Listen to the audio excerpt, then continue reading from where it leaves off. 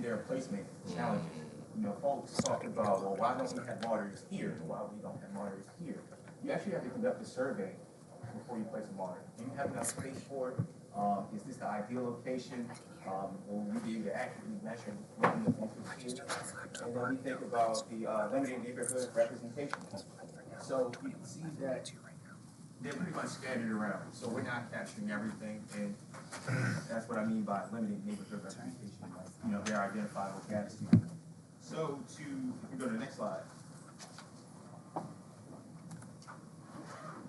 So to fill in these gaps, we want to expand it with the monitoring of low-cost sensors. So many of you are familiar with these. I'm sure you work with community groups or like government or like, you know, other nonprofit organizations. We have 2 of the low-cost sensors that we work with in the district. We have the clarity node, measures particulate matter and nitrogen dioxide. We have the purple air sensing. So, you know, fine particulates, it takes ambient temperature and humidity and pressure data. We've been testing these out in DC for over a year now, co-locating them at various monitoring stations, and we look to deploy these, and I'll get into that in a few slides from now. So we go to the next one. When we think about the high cost, so the federal reference monitors, and we think of the low cost, which I just showed you in the previous slide, we can think of very high accuracy with the regulatory monitoring stations. Long operating lifetime, they last 10, 15 years plus. But the drawbacks is they're much expensive, as I mentioned, and then they're stationary. But then when we go to the low-cost sensors, they're less expensive. You can get a purple air for about $250. They can be accessed remotely, so you can just simply go into the website and just click on the data and see it. And they're movable, which means you can have some flexibility with placement. Some of the drawbacks would be they're less accurate, so we can go into that some other time. And then they have a shorter operating lifetime. So they're good for about like 2-3 years, depending on what type of food you want to measure, because they use different types of sensors depending on what you're looking at. So if we go to the next slide. This is just like, you know, a quick graph that we drew up, just kind of like doing comparison of the purple air sensor relative to one of our federal reference monitors. This one in particular would be the near road site located along 295. So we had about a month-long co-location.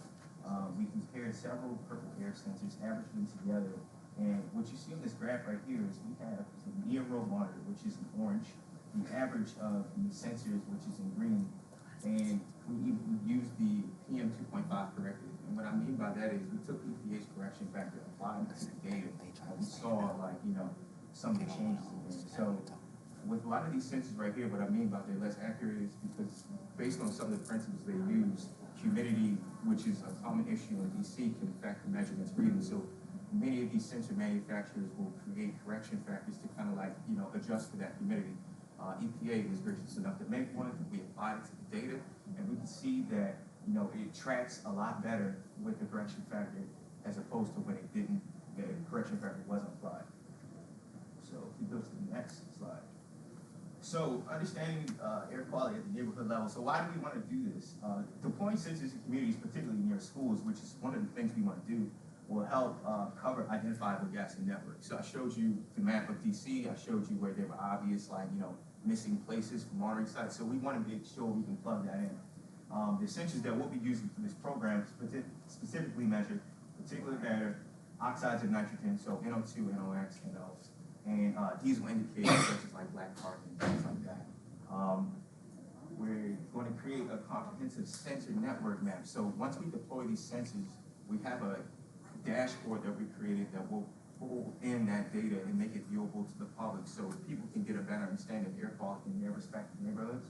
And we're going to use that collected data to identify pollution sources. So if we put sensors in areas where we believe that there's, like, you know, high diesel pollution levels, then we can probably get a better understanding once we put some of these purple airs combined with like black carbon sensors and things of that nature. And then the final step would be work toward building more resilient communities. So if you're more knowledgeable what's going on in your neighborhood, you can make more informed decisions. Let me go to the next slide. Okay, and that is the development of the air sensor lending program. So it's completely free, and that's me right there talking to an actual district resident that's not staged.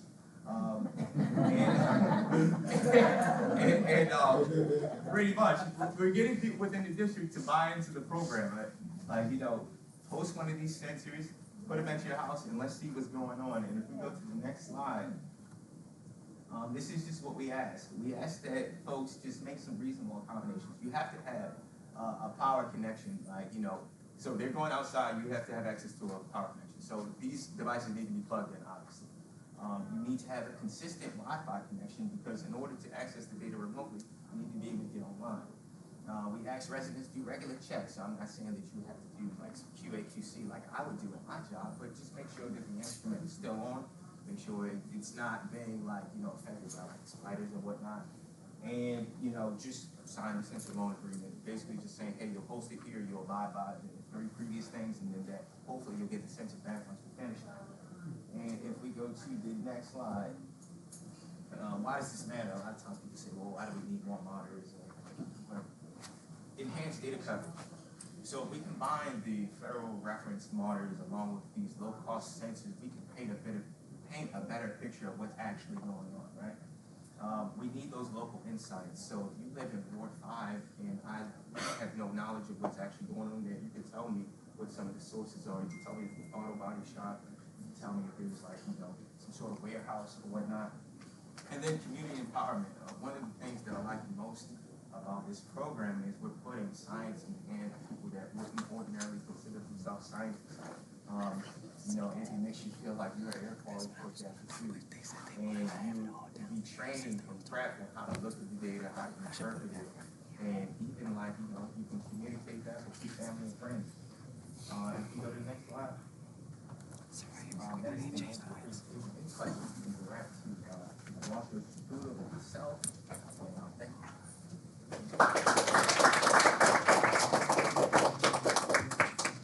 Thank you, and you'll get a chance to ask questions as well just in a little bit. We're going to hear from our next speaker, Dr. Annenberg, and this doesn't control the slides, but it's easier for you to look here.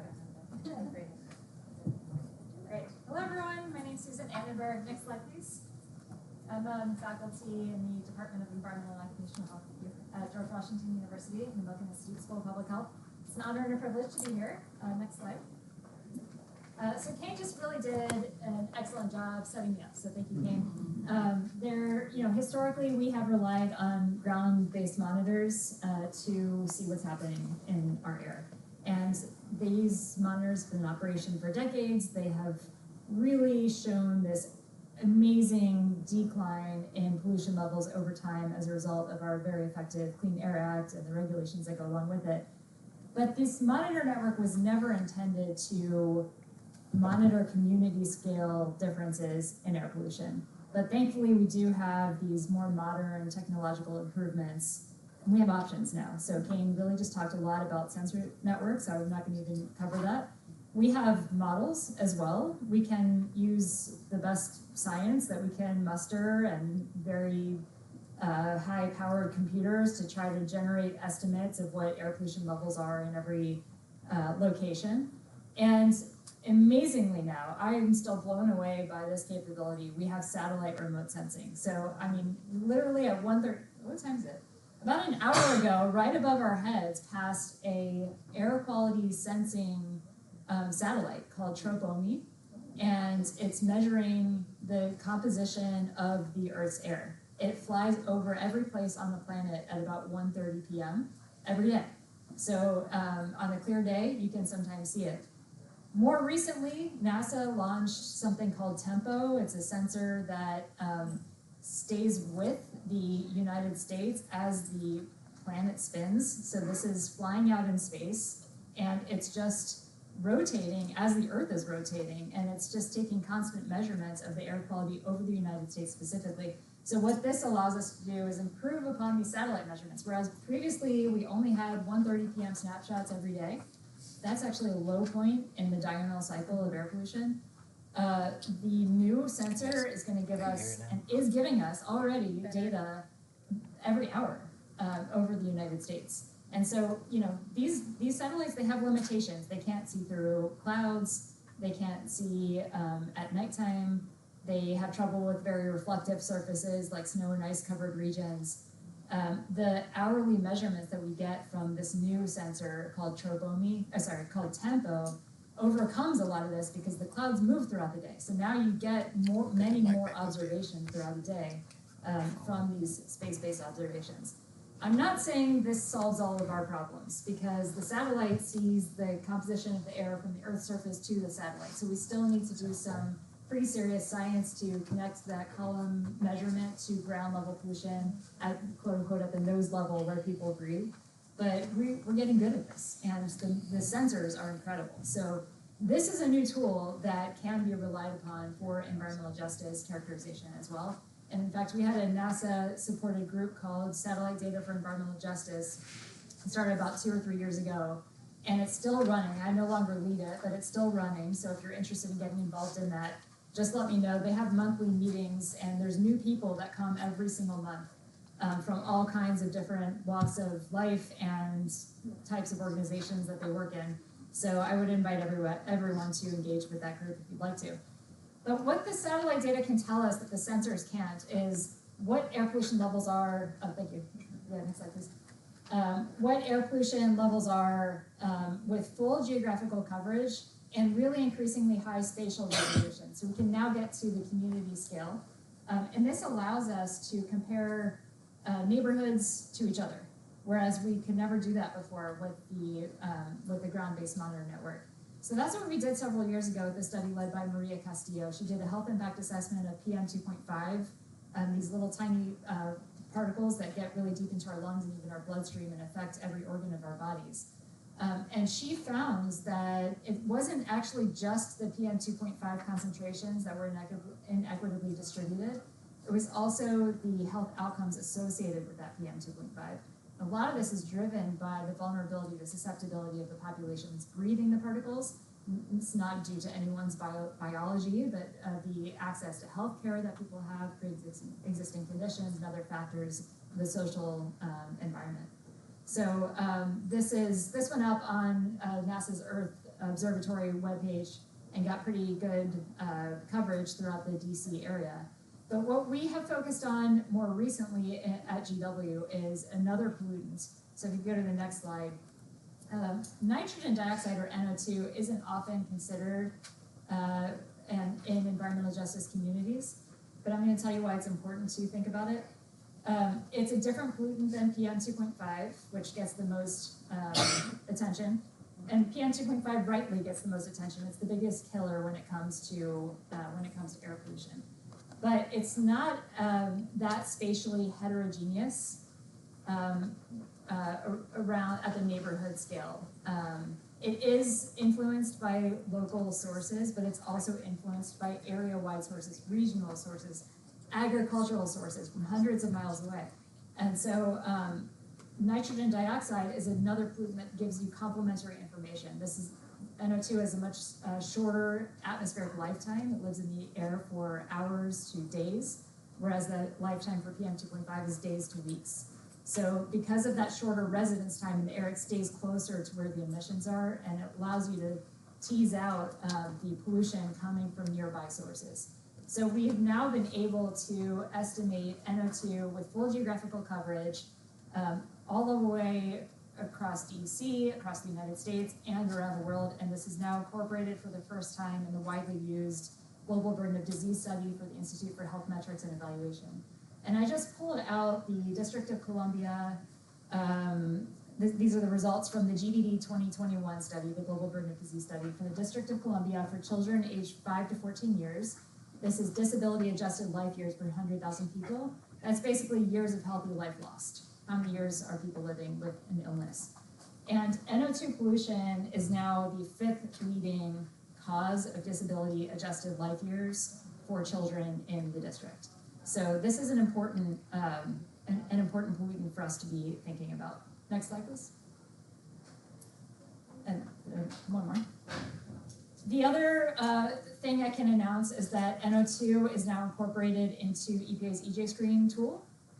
So we worked really hard with EPA staff, and thanks to the really excellent work of the EJ Screen group, as well as the Office of Air Quality Planning and Standards, we were able to incorporate NO2 into this for the first time. So I have on the right-hand side here the environmental burden indicators that are featured in EJ Screen. EJ Screen always had PM 2.5 and ozone, and now it has NO2. So anybody can access NO2 now. It's pretty user-friendly of a tool, and you can go in there and check out NO2. This is a map of what it looks like. I want to end with a, I just gave you this exciting information. We've now incorporated a new environmental indicator into EJ Screen, but now is kind of the bummer part of it is that our data are only as good as the data actually are. So this is the first iteration of this. There are probably some limitations. I know there are some limitations with it. There's probably some questions that you all have if you look at the data set. You might say, oh, this doesn't reflect my knowledge of my local area. That's probably true. So I would invite you to let us know what the limitations are that you're finding so we can improve our model, because we have an agreement with EPA that we're going to continue to work with them and improve the data that go into this tool in the future. So that's all I have for today, and I'm going to hand it back over. Thank you.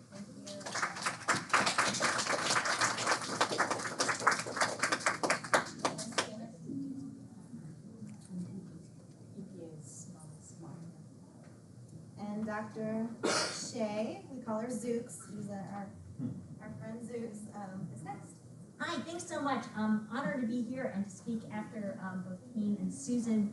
And I teach chemistry at Trinity in DC, and these are some communities where I've had the honor of working with folks in Ivy City, Brentwood, and Buzzard Point, and so a huge shout out goes to them for hosting monitors, asking questions. I see Miss Rhonda. Hi, how are you? Miss Rhonda Hamilton here as well, who's also hosting monitors.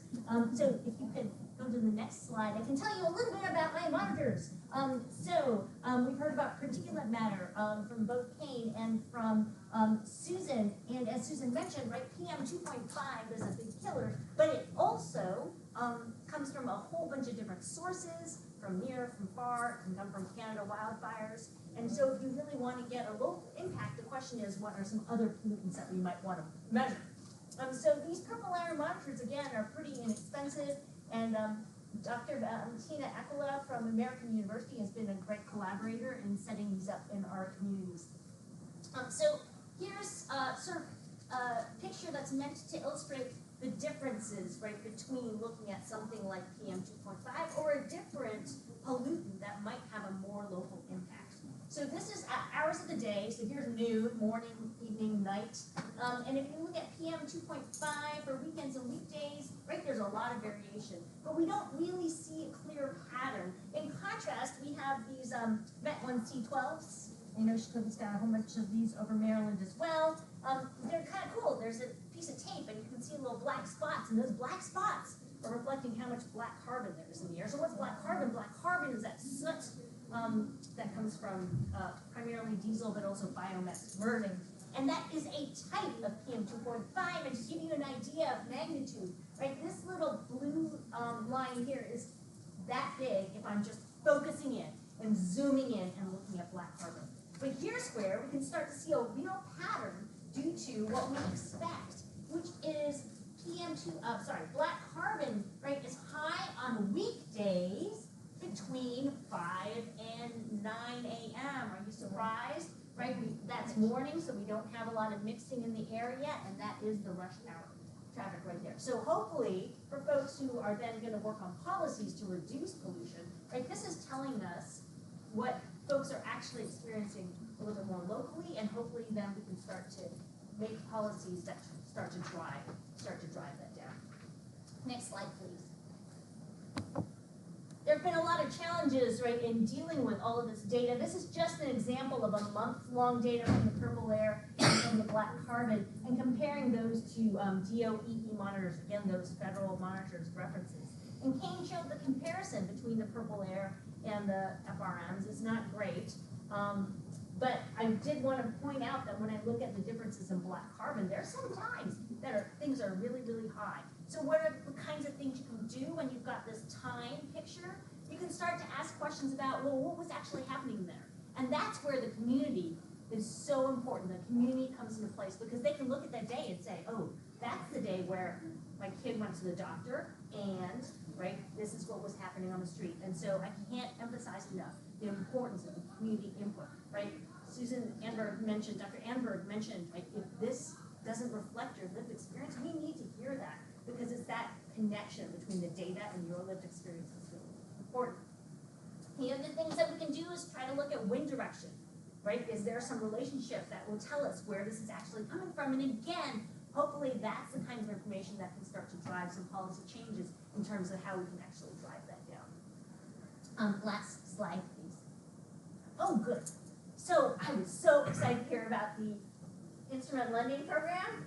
I'm so excited about this because actually, to tell you the truth, right? I'm figuring that I'll be out of a job when DOE is doing my job and doing it really well, right? Because it's just me, right? In this big agency, right?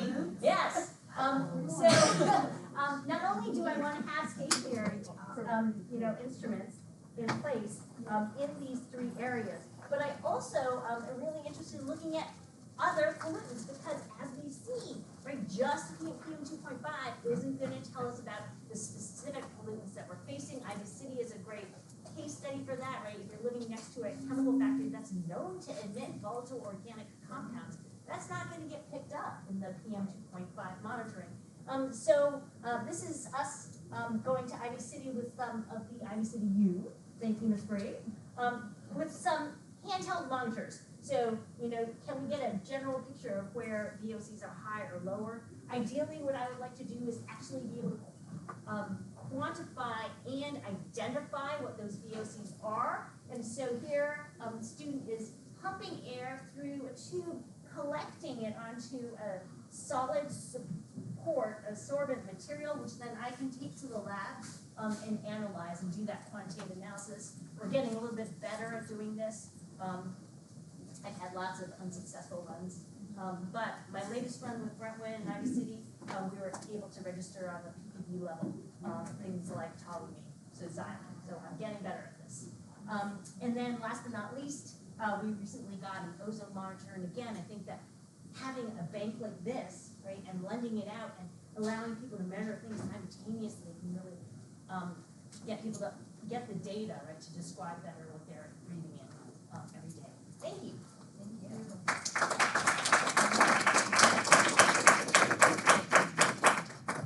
And Dr. A is next, and then we'll hear from Sabrina. Good afternoon, everyone. I don't have any slides, so I'm gonna keep it 100. The kids say keep 100. Raise your hand if you're from DC. From DC. Okay. All right, DC in the building. I first want to say that I am not from DC. I work in Howard, and I want to honor the fact that the community we're speaking about, I don't live in DC, and I don't say I represent DC. So I want to say I'm thankful to be able to work on behalf of the residents who live there and who are dealing with some of the air quality issues. Two, let me know if you speak AQI or you speak chemistry. Raise your hand. If you speak chemistry, AQI. Okay, so some people do, I think all government workers and faculty, that's good, but most don't, right? Most of us don't speak AQI, PM 2.5, the chemistry, we don't, right? And that's some of the challenges we're facing. So at Howard University, I'm trying with my lab, my Core Features lab, we're trying to build trust, train students, and transform communities. Just those three T's. And in doing that, what thing I brought up was the purple air monitor. You see purple air monitors like this, or the quality monitor you said you have, what's it called? Yes. We believe that these monitors are good, and they're can be comparable to the industry standards of the 12,000, 25,000 monitors that exist. But anyone know who Purple Air is, where he lives, where that data goes when you put it in the air cloud? Anyone knows where that goes? So what we're trying to do is, we know that these instruments exist, but do we trust our data with these institutions, agencies, organizations, and even Howard, right? Do we trust them? What happens if Purple decides to wake up tomorrow and sell our data, right? Or not allow us to have access to it because the API is for sale. So one is trust. We're trying to create ways, and we're 3D printing monitors ourselves with students. So that's an example of a 3D printed monitor that we created our students. This is, never seen a PM2, I guess, instrument. This is what it looks like, right? So we're trying to kind of create ways in which we can build trust in communities and helping them build their own sensors. So monitoring is important, whether it's from the sky, the ground, on the window, we all should be monitoring, right? When you know better, you do better, right? So building trust is one. Training. So we want to be able to allow young people to be able to kind of if you may not build your own, but you at least see one, right?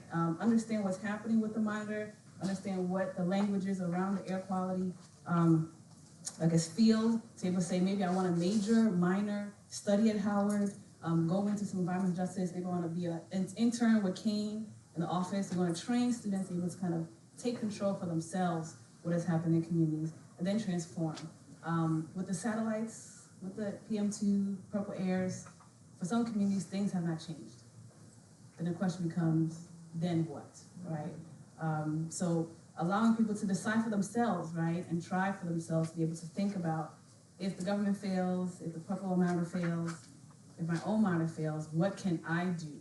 And maybe in my behavioral understanding, maybe we can try to save to get an electric car or do things that we can do for ourselves that can transform our communities if all things fail, right? So at Harvard, we're trying to build trust, train students, and transform communities. Thank you.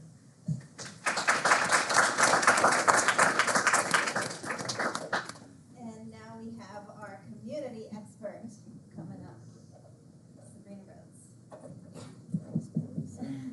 So we're listening to the experts in science, in the language. What is the FRM came?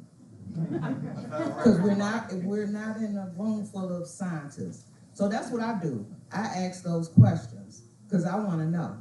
I want to know what you all are talking about. Do not talk over my head. And I'm not talking directly at you, but don't talk over my head. I'm the community. Yes. That's right. We're the community. We're the community. Break it down. Like we said in the earlier session, you have to bring it all the way down so we can understand what's going on, because this is affecting our community and our family, our children, and our children's children. So, in Ivy City, this is a group of youth that's part of the Summer Youth Employment Program. They created this once they learned what was going on in Ivy City. They created this banner, and that was very, very clever. NEP, the chemical facility that's in our community, it's called NEP, but they used it, no environmental protection. This is the youth. This is what they've done. They've done all these signs because they are out here. They understand what's going on in our community. And some of them are not in our community, but they understand what's going on because thanks to Zooks and thanks to Parisa and thanks to the community of Ivy City, now they know what's going on and they don't like it. So they decided, yeah, let's yell and scream and tell the whole community about it. But, okay, so next slide. In Ivy City, there's a cumulative impact that we're dealing with. Ward 5 is dealing with all of these industrial uses, all of these warehouses. The city is the biggest polluter in the district, and they're polluting and poisoning our families in Ward 5. Right now, we're talking about cumulative impact, which is a new word that we learned, but we know that we are saturated. That was my word that I have been saying. Our community is saturated with all these industries and all these fleets that are diesel. Then we have New York Avenue, and we have, it's like a, how can I say it? A parking lot of idling. Then we have the district agencies' fleets that are idling. And they don't even realize what the idling laws are. They're idling for hours. Who said 3 minutes? Me. That's right, 3 minutes, 3 to 5 minutes is the law. But let them tell it is 10 to 2 hours, 10 minutes to 2 hours. It's as long as they want it to be. Exactly. But in the meantime, they're poisoning our community. So I say that to say this. It's very important for the community, the scientists, Dr. Kane, district agency to collaborate together. We need to collaborate. We need to know what's going on. We need policies. We need legislations. We need people to stand up for us and tell us, yeah, we got your back and we're going to protect you because that's what your mission statement says. Right, Joseph? Your missions, you have a mission statement and a vision statement that states that you are to protect the humans and the environment. And right now, we're not getting that. So we want to know how our district agencies are going to protect us. But in the meantime, we're learning what PM 2.5 is doing to us.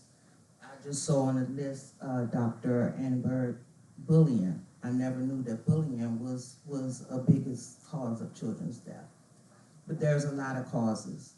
And we're dealing with all of them in Ivy City and Brentwood and Ward 5.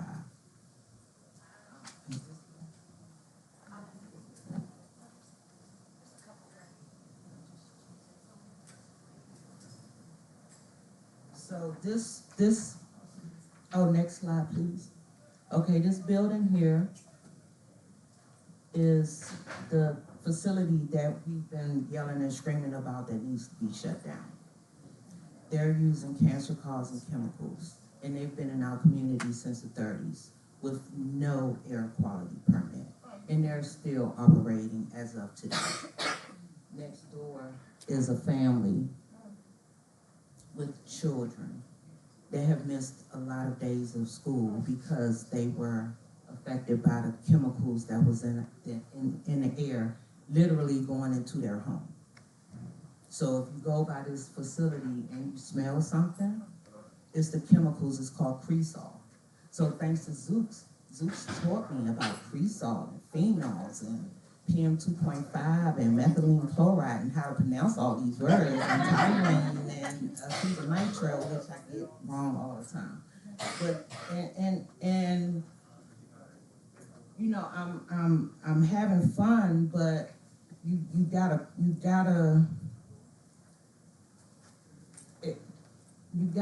laugh to prevent from crying. Because our community, this is what our community is going through. And it's not a joke. It's not a joke. People come through our community and they say, oh, we come in here to play. Because guess what? Because we have different addresses. addresses, as you might want to call it. But we're not playing. We're surviving. We're fighting for our lives. We're fighting the agencies that's supposed to protect us. We're fighting, we're having our voices be heard because we need these policies put in place to make sure that there's no more NEPs in nobody's backyards spewing and emitting cancer-causing chemicals that's going to continue to make us sick. That can make a child sick, that can make the fetus sick. A child is sick before they even come out of the womb. So thank you for hearing me vent. I appreciate it. All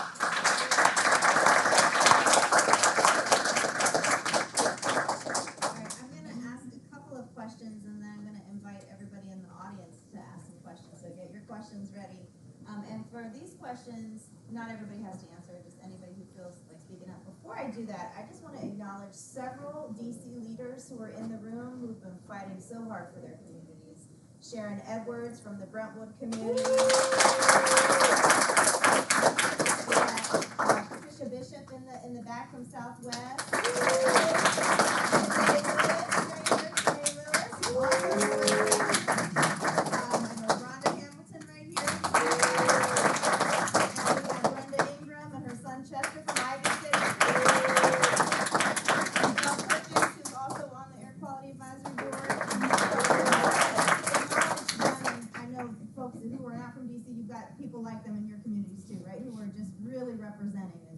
Work couldn't happen without them, so thank you. Okay, first question is, we talked about air quality monitoring. We talked about some of its limitations, some of its strengths. In your ideal vision, what would air quality monitoring look like for impacted communities? Is there any thing you'd like to share in terms of the vision of where we're going with this? Where could we go with this? Anyone?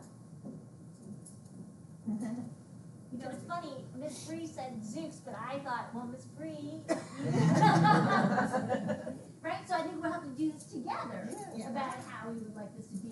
Because there's so many times when Miss Bree has asked, can you monitor for something, and I don't have the equipment, or I try monitoring, or my monitoring equipment goes down. So, right, there But you needs, try, but you try. but I failed. It's, you don't fail, you try, and you're willing to come into the community. So, okay, so that, then, Well, thank you for Yes, recognizing that that's important. very Yeah, important, but I could have some more expertise, yes. and some more, That would be and some more nice. resources. And some more resources. Yes, that would be great.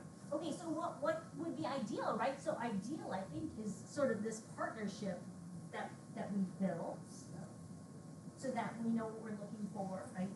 And I'm able to hopefully help get the data and have people participate in taking the data, like having the youth out there. That would be also ideal.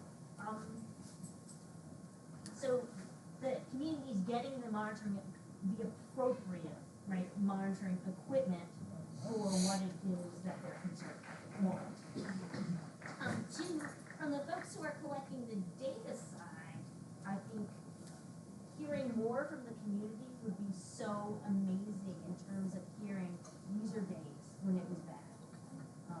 So just knowing that the community is gonna need to collect data, as well from their lived experiences, and putting those together would be ideal. And trust, that was mentioned earlier. Yeah, you need to talk about it. Yes, trust is important because I don't know you. So you coming into my community and you're doing, and you saying, oh, I just wanna test your air. You can test the air out there on the street, but what are you gonna do with my information? Just like what you said. What are you gonna do with my information? What are you gonna do with my address? So first you have to build trust, and Dr. Wilson mentioned that at lunch, like, you just can't come into communities and then just set up shop, and we don't know where you came from, who you are, and what you're gonna do with my information. So, and getting permission. I just realized Linda Brown. I didn't see you there, so another leader in the back of the room, Linda Brown. Okay. Yes, please. Kane? I'll keep this brief. I guess like my ideal vision would be actually like rolling out the essential loan program. I think it combines like all the things that was mentioned here at this table. Community trust, because we'll actually be working with residents and stakeholders and setting up the sensors at their respective homes or businesses, teaching them how to interpret the data, how to collect it, and we wouldn't just be popping up at their place of residence. We would kind of leave it in their hands from there. As far as what will we do with the data, we had a wonderful intern from American University that created a fantastic dashboard that can pull in all this data and make it publicly available. So anyone could look at the data, you could do whatever you want with it. Professor Zoots could like take the data and analyze it from there. And we would have a better understanding of like localized neighborhood air quality. Like we could tell you the differences in air quality based on the census tract or like wards. Because as Nancy Rhodes showed in her slide deck, you can see the obvious like differences based on urban heat islands, like high concentrations of black carbon in this one particular area as opposed to another. So it doesn't take science to know that air quality varies based on location in DC because of proximity to sources. So that would be like my ideal vision, like this program that we're actually working on right here. And the sooner we can get that out, the better. If you're a district resident, please send me an email so we can host a census. I'll be hosting one. I am a DC resident. If we could get actually our last slide that has the contacts, and we'll go to Tanae, and then I think the gentleman in the front did you have a question too? Oh, yeah. Okay, so with Tanae first, go ahead. Yes, so my question is in regards to the various sensors and monitors we've heard about. If a resident like Dr. Bree said, Bree, like, what's your name? Amy, I'm sorry. I'm sorry. As Amy mentioned, if some residents have some concerns about what data is being collected and things like that, if I was a resident and I had those trust issues, I would probably go to the students monitoring and say, hey, you can put yours in my home. How can the government agencies, the schools, and everyone take data from either one of these monitors and, you know, extract the data and inform policies, process, whatever? How can, when you're dealing with that type of issue, right? I know your monitor may only track or get data from based off of PM2 something, yeah, something like that. I'm learning too in this space. But how do you build monitors that do just as much as like that $15,000 monitor would do? And how can the agency support them in resources in doing that when you see that the community is the important factor here and want to do it but just have a lack of trust in it? That's long-winded, but I think, again, knowing what he does, and he's in DC, I do trust his loan program. So I would say, if I start somewhere, I would definitely start with, let me test what's out there first, and then I'll try to build my own. Because there is a learning curve with that. But even with what we're building or what Purple Air has or other loan programs, is the idea that when you do get it, like, are you able to, like, output it and put a complaint, right? So I think we're thinking about ways to kind of make that a little bit easier. Like, how do I take what I have and maybe AI can help me make a complaint, send an email real quick. I've heard of New York where idling was an issue and residents had the power to take pictures of cars and send it to someone to make sure that a ticket was issued to that person who, and then you know, it helps kind of decrease the idling because now they know that people are watching. Yeah. Right? So I think the sense of like, how do I take what is being known and turn around to say, the city, you know, do something about it. So I think there's ways we can help kind of automate some of what is being collected to be converted into kind of actual items. So I would say those two things, but there are ways that we can definitely support that. Like the loan program is definitely the first start. Two quick points. So there are sensors that measure multiple pollutants. We've actually been testing several of them in DC, and we plan to deploy those in schools. So not just your PM 2.5, but like, you know, your NO2 as mentioned, your black carbon, your CO, temperature, humidity. As far as like the idling enforcement put in the hands of residents. So we do that in DC. We have like a very nice app, and you know, you can take pictures. It's timestamped, so you take one photo, and then like 2 minutes later you take another one. And you can submit that, and you know, so I think it's like a 3-minute difference between the two photos. And we actually do get that. We actually do have dedicated staff that goes through that. They submit these idling complaints, and we definitely do something about it. So. Yeah. So Sharon, you want to respond? Sorry. So do you think it's safe to go out there at 1, 2, 3 o'clock in the morning? That's when they idling in my area. So that's a very loaded question because like it's a lot of things happening in DC at 1, 2, 3, 5. And some of the audio But you not have camera. being heard. Yeah, He we're did having an something with issue the with the laptop lack of now. It's enforcement. speaking. And They saying it's Sharon, not. I think we can talk like, you know, after this call and kind of get like more information on like this. Fortunately, my interim director is here and he's the best person to yeah, I mean, it's a systemic issue, right? You guys have told us you don't have one full-time staff person doing enforcement for the whole city, right? And so this is where, The whole city? yeah. And We can response I empower get from, students to volunteer. We can empower them to volunteer. and response I get from, is that we don't have, we call 911, to respond this time of the morning. Cause I have several emails that's how they reply. Okay, I had seen a question in the front, or was it? It's quick, yeah. Okay, go ahead, and then I have a woman in the back, and then Ms. Bell, and then Anthony. So I want to shout out to John, I appreciate the work that y'all do. I come from North Carolina. My name is Brandon. I'm the EJ coordinator for Black Alliance down there. So this work speaks heavily to the stuff that I do, specifically with the Rockport situation in Charlotte, connect to the community, and there's so much going on. My question a little bit around the follow-up from the monitoring, excuse me. So once you get the data, and then now that you're getting into the community, what's that empowerment from the community? What aids are you giving to the community to allow them to take that power back, right? Because it's one thing to present data and tell them something's wrong, but then it's like, well, how you want me to solve my problem, right? So how have y'all navigated that, or have y'all seen that be navigated in terms of the follow-up after data?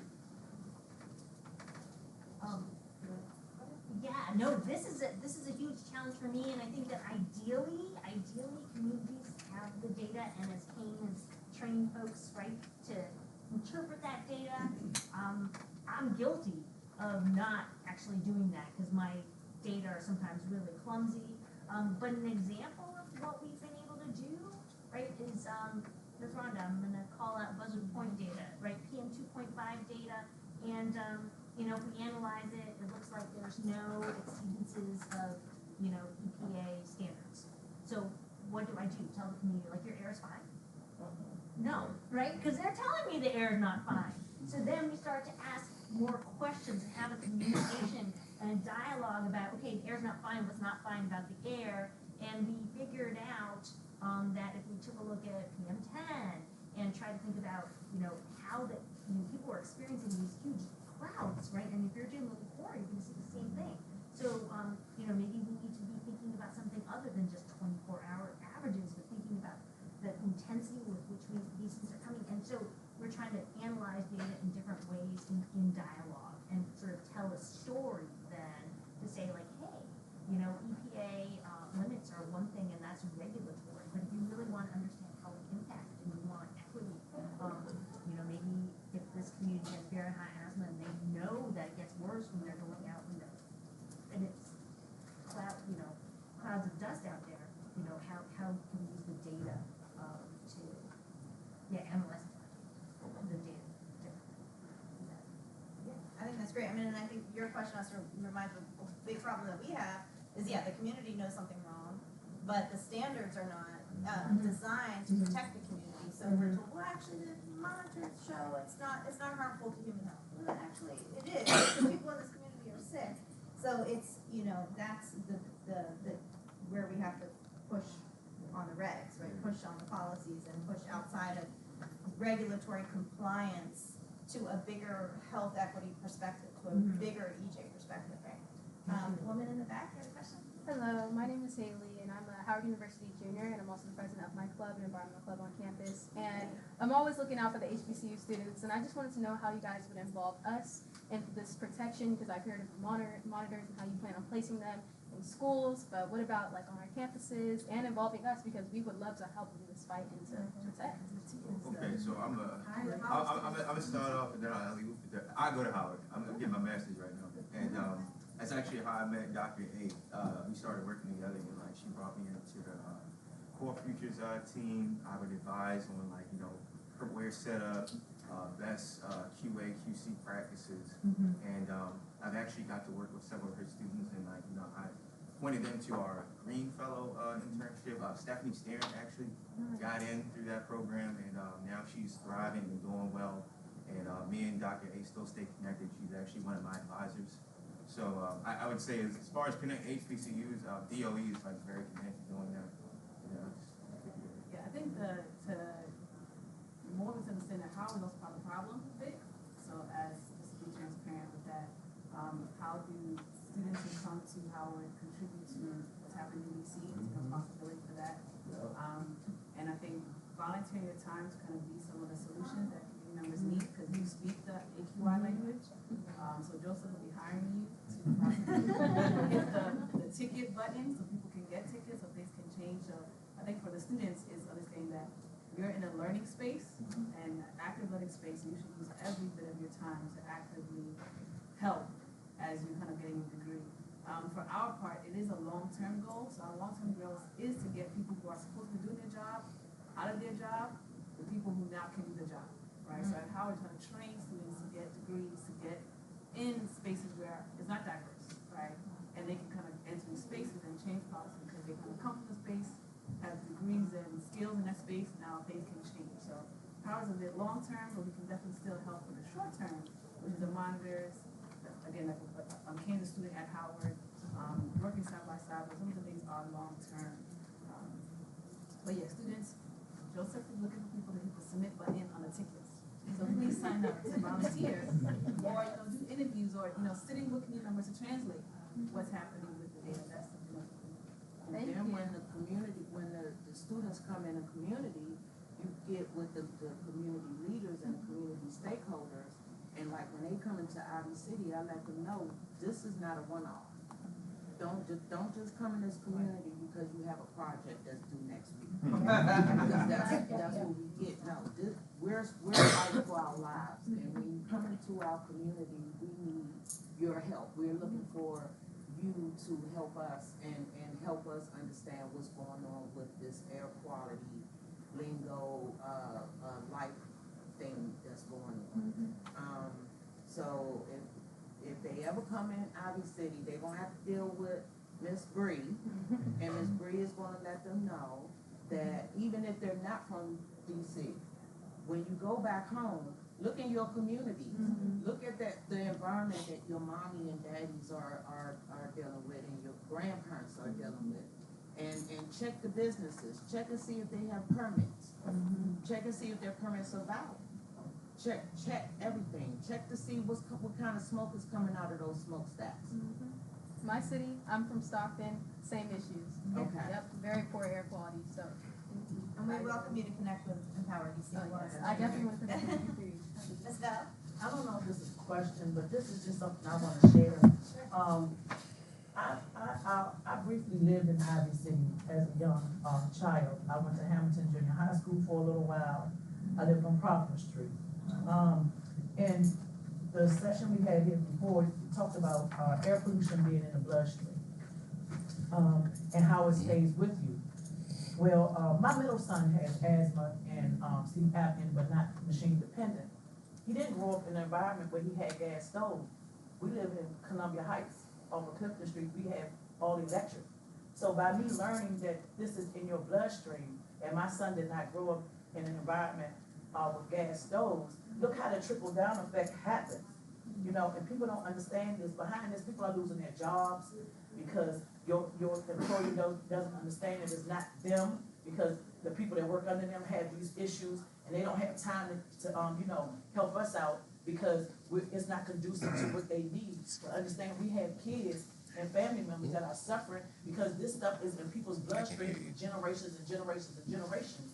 So, I'm not an expert, like I said, I'm just living this experience. So I say what data means to me, it all takes time to acknowledge what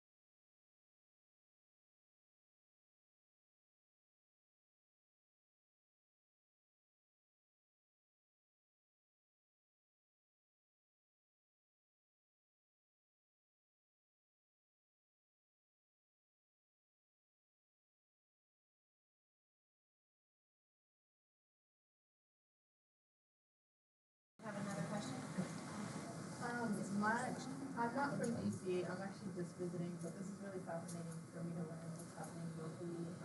I guess my question is this is for the scientists, how can we create a precedence where each scientist that's working in the community has to inform the community leaders or has to have some form of partnership with the community leaders for their data to actually be taken seriously? Because I think that's like a code of conduct. Yeah, like, because I think it's, like, there's so many scientists that just kind of come with their ideas or whatever and set up shop, do their research, and then kind of go with they end up basically tokenizing communities with no impact or no awareness of how that community can actually be benefited from that. So how can, how can the process be changed so that the scientists actually have to do that process for them to get that information? Same with the governments too. It's interesting because we've got outdoor air quality public space. So is permission needed to get outdoor air or satellite from the community? Not quite. But when you talk about how do we begin to I think the question as far as compensation and respect and trust as a requirement in research, that has to be like an academic conversation. How are we trained as researchers to respect, compensate, and engage differently? So I think it's not something that the community has to do. I think it's something that the academy has to do, because that hasn't been the case. The academy is we're trained to do research, get publications, get tenure, and continue. So I think there's a mismatch with the expectation as far as how higher ed is set up versus how community engagement and social impact work is done. But I do feel like communities can begin to educate residents on, if someone does come to you, this is our policy on engagement, right? Because I think the question about compensation, like what is the reasonable rate to interview someone for like 3 weeks or a month? As a community that can say, this is our rate. Yeah. These are our guidelines. This is the agreement. We believe that our data, if you take it, it's just ours, right? And you're gonna sign right here. The money can go to this account, and it's our community agreements. I think people creating community agreements with institutions, right? That says everything. They want to hire one from this to us.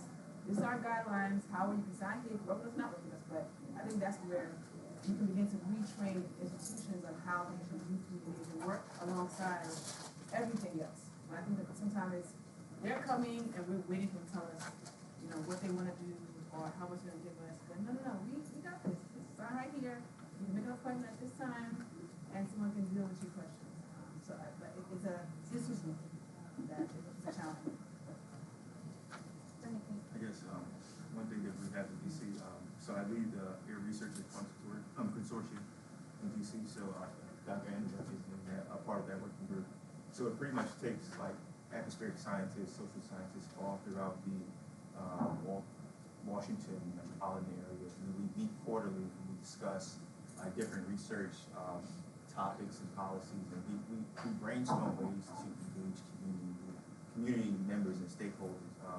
We'll actually be hosting our next meeting where we'll have members from the Air Quality Advisory Board on that call, and we'll actually make the science in a way that's digestible to them and kind of get their advice on ways we should, approach certain EJ issues or projects. So we're taking those steps in DC.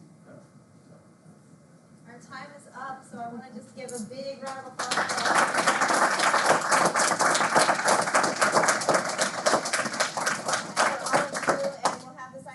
If anybody wants to stay in touch with Empower DC, and then of course everybody's contact info from the panel. Did you have something? Yeah, just the moderator and speakers.